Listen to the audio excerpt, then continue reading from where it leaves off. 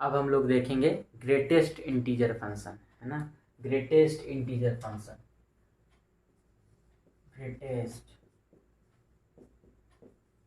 Greatest integer function, greatest integer function. उसको हम short में हम लोग क्या बोलते हैं, इसको शॉर्ट में हम लोग बोलते हैं GIF, ग्रेटेस्ट इंटीजर फंक्शन। तो ग्रेटेस्ट इंटीजर फंक्शन क्या है, पहले ये समझिए कि जैसे सपोज ये बिग ब्रैकेट है जिसको हम लोग यहाँ पे बॉक्स बोलेंगे, बॉक्स 2.72। तो आपसे पूछा गया है कि 2.72 का ग्रेटेस्ट इंटीजर बताइए। तो ये जो बॉक्स है ना, ये कोई बिग ब्रैकेट वाला बॉक्स नहीं है यहाँ पे, है ना। ऑफ कोर्स बिग ब्रैकेट है, लेकिन वो बोर्ड मास वाला ब्रैकेट की बात हम नहीं कर रहे हैं।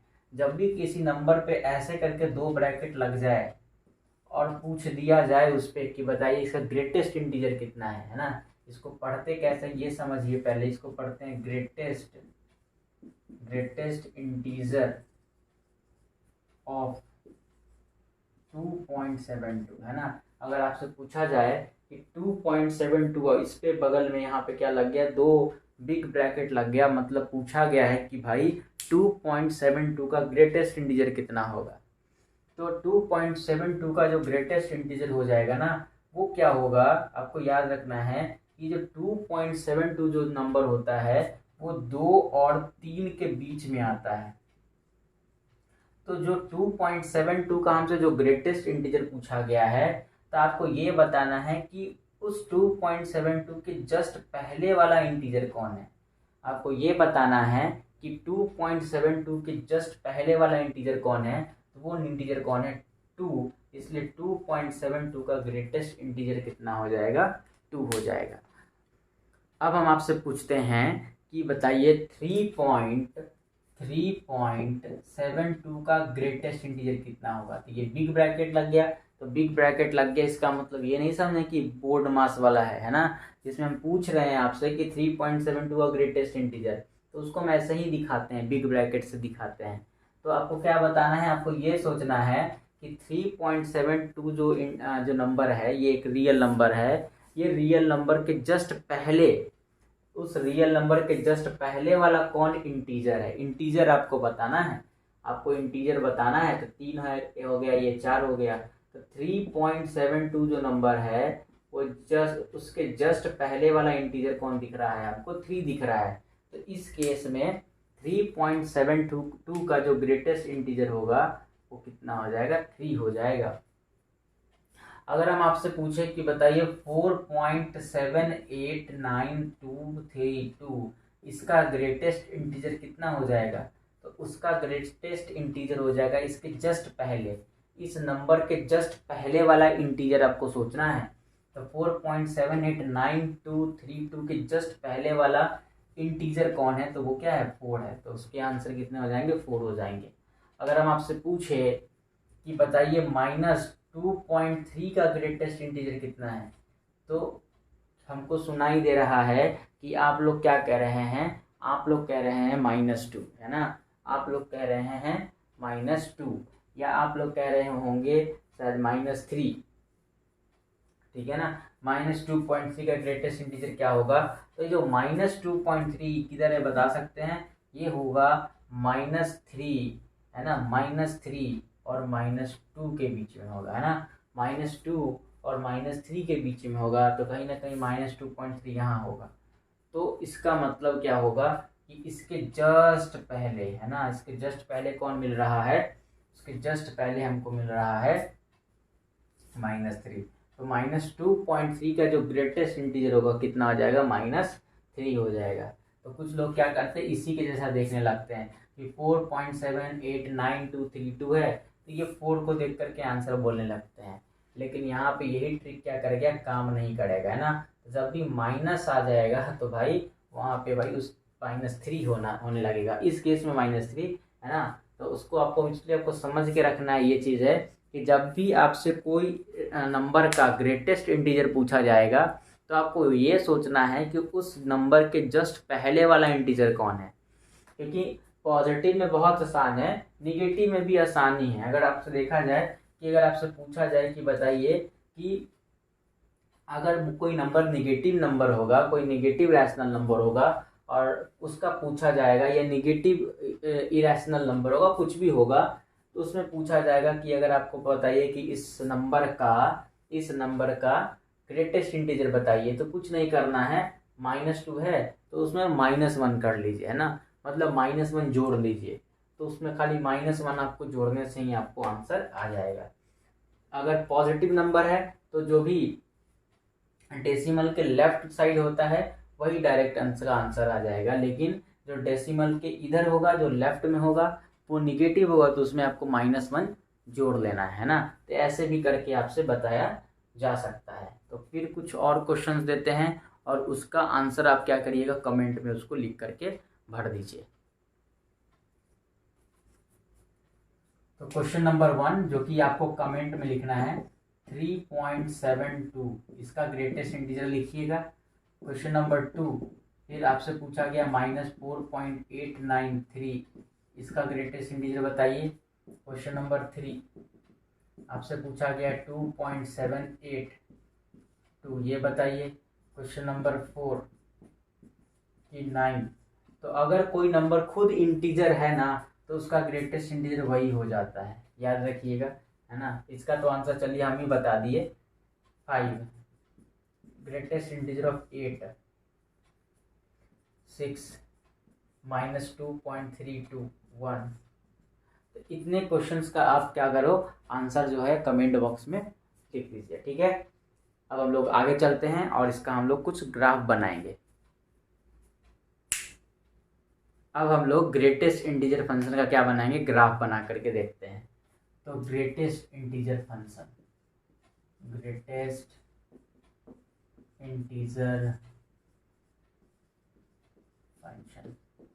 इसका हम लोग अभी क्या बनाएंगे, ग्राफ बनाएंगे। एक चीज आपसे पूछे कि अगर x का वैल्यू 0 से लेकर के 1 के बीच में है ना। अगर हम आपसे पूछे कि x का वैल्यू 0 से लेकर के 1 के बीच में है, 0 पे हमने क्लोज लगाया है, मतलब 0 को हमने इंक्लूड किया है, 1 पे हमने ओपन लगाया है, मतलब 1 को हमने शामिल नहीं किया है। तो अगर आप सोच के देखें तो x क्या क्या हो सकता है, तो x 0 हो सकता है, x 0.1 हो सकता है, x 0.3 हो सकता है ना, x 0.99 हो सकता है, लेकिन उस x का वैल्यू 0 से लेकर के 1 के बीच का होगा। तो अगर आप सोच के देखो कि अगर x 0 से लेकर के 1 के बीच में है तो उसका ग्रेटेस्ट इंटीजर कितना होगा, तो आपको बस ये सोचना है कि उस नंबर के जस्ट पहले वाला इंटीजर कौन है। तो वो नंबर कौन दिख रहा है, 0 दिख रहा है। तो अगर x बिलोंग करता है 0-1 के बीच में, तो इसका मतलब ये हुआ कि उसका ग्रेटेस्ट इंटीजर का वैल्यू कितना आएगा, 0 आएगा, है ना। तो अगर x 0 से लेकर के 1 के बीच में है तो ग्रेटेस्ट इंटीजर ऑफ x कितना आएगा, 0 आएगा। अगर x का वैल्यू अगर हम बोलते कि 1 से लेकर के 2 के बीच में है, तो उस केस में ग्रेटेस्ट इंटीजर ऑफ x का वैल्यू कितना आ जाएगा, तो उस केस में आ जाएगा ग्रेटेस्ट इंटीजर ऑफ x का वैल्यू हम क्या कह देंगे, 1 हो जाएगा। क्योंकि x 1 और 2 के बीच में है, मतलब क्या हुआ कि x का वैल्यू 1 हो सकता है, x का वैल्यू 1.2 हो सकता है, x का वैल्यू 1.999 हो सकता है, कुछ भी लेंगे, लेकिन उस केस में ग्रेटेस्ट इंटीजर क्या निकल के आएगा, 1 ही निकल के आएगा। अगर हम x का वैल्यू हम 2 से लेकर के 3 के बीच में ले रहे होते तो हमारे पास x का value greatest integer of x का वैल्यू क्या आ जाएगा, उस केस में हमको 2 आ जाएगा, है ना। ऐसे ही अगर हम कह रहे होते कि ऐसे ही हम लेते चले जाएंगे, और ऐसे ही अगर हम कहते कि x का वैल्यू हम अगर -1 से लेकर के 0 के बीच में ले रहे होते तो उस केस में हमारे पास ग्रेटेस्ट इंटीजर ऑफ x का वैल्यू कितना आ जाता, उस केस में वैल्यू आ जाता -1 आ जाता, है ना। तो अगर ऐसे ही x का वैल्यू हम -2 से लेकर के -1 ले रहे होते, है ना, -2 से लेकर के -1 तक ले रहे होते, तो उस केस में हमारा ग्रेटेस्ट इंटीजर ऑफ x का वैल्यू कितना आता, -2 आ जाता। तो ये हमने लिया था पॉजिटिव वाला, तो हमने कुछ सोचा कि निगेटिव वाला भी दिखा दे, है ना। तो ये हमारे भाई कुछ ऐसे करके कुछ वैल्यूज आएंगे। तो इसी वैल्यूज को क्या करते हैं हम लोग, कार्टेशियन प्लेन पे प्लॉट करके और इसका ग्राफ बना लेते हैं। तो ये हमारा क्या हो गया, ये हमारा हो गया y एक्सिस और ये हमारा हो गया x एक्सिस, ये एक्स एक्सिस है और ये हमारा वाई एक्सिस है। ये हमारा एक्स प्राइम है और ये हमारा वाई प्राइम है, ठीक है। अब उसके बाद अगर हम एक्स 0 और 1 के बीच में बात कर रहे हैं ना, तो अगर एक्स 0 से लेकर के 1 के बीच में है, तो पहले तो चीज़ ग्रेटेस्ट इंटीजर ऑफ एक्स क्या होता है, तो वो हम पहले भी बताए थे कि ग्रेटेस्ट इंटीजर ऑफ एक्स का मतलब क्या है। इसको हम यहाँ लिख देते हैं कि हम यहाँ लिख देते हैं कि ग्रेटेस्ट इंटीजर ऑफ एक्स का मतलब क्या होता है। तो ग्रेटेस्ट इंटीजर ऑफ एक्स का मतलब ये है कि मतलब y का वैल्यू मतलब f ऑफ x मतलब y is equal to the greatest integer of x है। ये आपको हमेशा x देगा, कब? जब वो x खुद इंटीजर होगा, है ना। अगर x इंटीजर है तो x ही दे देगा। जैसे अगर यहाँ पूछे कि 1 का ग्रेटेस्ट इंटीजर बताओ तो 1 हो जाएगा क्योंकि 1 इंटीजर है। अगर हम पूछे कि 2 का ग्रेटेस्ट इंटीजर बताओ तो 2 हो जाएगा क्योंकि 2 इंटीजर है। लेकिन अगर मान लो x इंटीजर नहीं है, अगर x इंटीजर नहीं है तो उस केस में क्या होगा, उस नंबर के जस्ट पहले वाला इंटीजर है ना, इंटीजर जस्ट है ना, जस्ट बिफोर x, उस x के जस्ट पहले वाला जो इंटीजर होगा उसी को हम कहते हैं ग्रेटेस्ट इंटीजर ऑफ x। तो ये हमारा था कुछ ना कुछ क्या डेफिनेशन, है ना। तो ये हम लिख सकते हैं। लेकिन अभी तो हम लोग जो x ले रहे हैं वो कहाँ से कहाँ तक ले रहे हैं, 0 से 1 के बीच में। तो x हमारा है 0 से लेकर के 1, ये 0 है और ये 1 है ना। लेकिन 1 पे कहा है ओपन लेने के लिए, तो उस केस में हमारा y का वैल्यू, y का मतलब ग्रेटेस्ट इंटीजर, उस केस में y का वैल्यू 0 आता है। तो y का वैल्यू 0 का ग्राफ तो पूरा हो गया, क्योंकि हम आपको बताए थे कि y इक्वल टू 0 का मतलब क्या होता है, x एक्सिस। तो y इक्वल टू 0 तो पूरा x एक्सिस हो गया। लेकिन हमें सिर्फ 0 से लेकर के 1 के बीच का लेना है, तो सिर्फ हम ये रीजन ले लेते हैं ना। तो ये हमारा हो गया x जब 0 से 1 के बीच में लेंगे तो सिर्फ इतना पार्ट आएगा। अब हमें लेना है 1 से लेकर के 2 के बीच में। तो ये तो हमारा था 0 और ये हमारा था 1। अब हमको 2 भी देखना है। तो 1 से लेकर, ये हमारा 1 है, ये हमारा 2 है, ये हमारा 3 है, कुछ ऐसा। ये -1 है, ये -2 है, ये -3 है ना। तो x लेंगे 1 से लेकर के 2 के बीच में। तो उस केस में y इज इक्वल टू 1। तो y इज इक्वल टू 1, ये तो कांस्टेंट फंक्शन वाला याद आ रहा है। y इक्वल टू 1 तो कांस्टेंट फंक्शन जो कि एक स्ट्रेट लाइन होगा, parallel to the x axis होगा। लेकिन हमें सिर्फ लेना है 1 से लेकर के 2 तक के रीजन को। तो हम सिर्फ यहाँ से लेकर के यहाँ तक का, ये हमारा हो गया यहाँ पे, ये कुछ यहाँ पे 1 वाला रीजन और ये हो गया हमारा, है ना। ये हमारा क्या हो गया, एक ओपन सर्किल हो जाएगा यहाँ पे, है ना। तो ये हो गया हमारा 1 से लेकर के 2 वाला। ऐसे ही अगर हम चले 2 से 3 भी ले सकते हैं, तो जस्ट इसके ऊपर हमारा कुछ आ जाएगा, है ना। जस्ट एक ऊपर भी आ जाएगा ऐसे करके, ये हमारा 3 है, ये कुछ ऐसा, है ना। यहाँ पे ओपन होगा और यहाँ क्लोज होगा, ठीक है।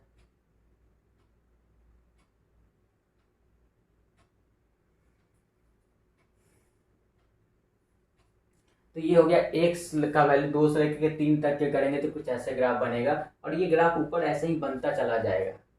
ऐसे ही -1 से 0 के लिए लेंगे तो हम y का वैल्यू -1, तो कुछ ग्राफ ऐसा बन जाएगा, यहाँ पे कुछ ग्राफ ऐसा बन जाएगा। ये -1 है भाई, और ये कुछ -1 है यहाँ पे, तो कुछ ऐसा बन के आ जाएगा कि अगर x -1 से 0 के बीच में होगा तो कुछ ग्राफ ऐसा बन जाएगा। -2 से वाला में होगा तो यहाँ पे कुछ ऐसे करके, है ना।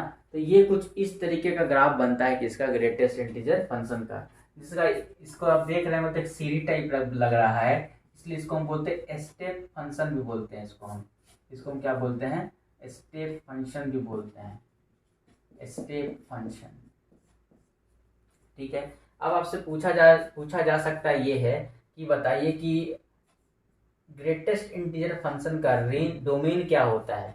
तो डोमेन आप देखेंगे तो आप x कुछ भी रख सकते हैं, है ना, x एक्सिस का कोई भी वैल्यू रख सकते हैं। तो इसका डोमेन क्या होगा, डोमेन होगा इसका पूरा का पूरा इंटीजर, है ना। इसका डोमेन जो होगा पूरा का पूरा हो जाएगा इंटीजर, मतलब आप कुछ भी ले सकते हैं इसमें। और रेंज अगर पूछा जाता है कि इस फंक्शन का रेंज कितना होगा, तो अगर आप रेंज देखने जाएंगे तो कहाँ पे देखते हैं, y एक्सिस पे। अगर आप y एक्सिस पे देखें तो आप देख सकते हैं कि -2 पे, -3 पे, 1 पे ग्राफ होगा, 2 पे ग्राफ होगा, है ना, 3 पे ग्राफ होगा, लेकिन ये 2 और 3 के बीच में कहीं ग्राफ नहीं है ना। आपसे पूछा जाए 1 और 2 के बीच में कहीं ग्राफ नहीं है, इसका मतलब क्या है कि इसका रेंज क्या क्या आ रहा है, तो रेंज इसका केवल इंटीजर मिलेगा, है ना। तो रेंज केवल क्या होगा इसका, इंटीजर, और डोमेन क्या होगा इसका, पूरा का पूरा रियल नंबर, है ना। डोमेन तो पूरा का पूरा रियल नंबर होगा, लेकिन इसका जो रेंज हो जाएगा वो रेंज क्या हो जाएगा, इंटीजर हो जाएगा, ठीक है ना। तो ये हमारा क्या था, ग्रेटेस्ट इंटीजर फंक्शन, ठीक है। तो ये शायद आपको समझ में आ गया होगा, है ना। इसको बार बार देखिए, आपको समझ में बहुत क्लियर हो जाएगा, ठीक है। चलिए मिलते हैं कल।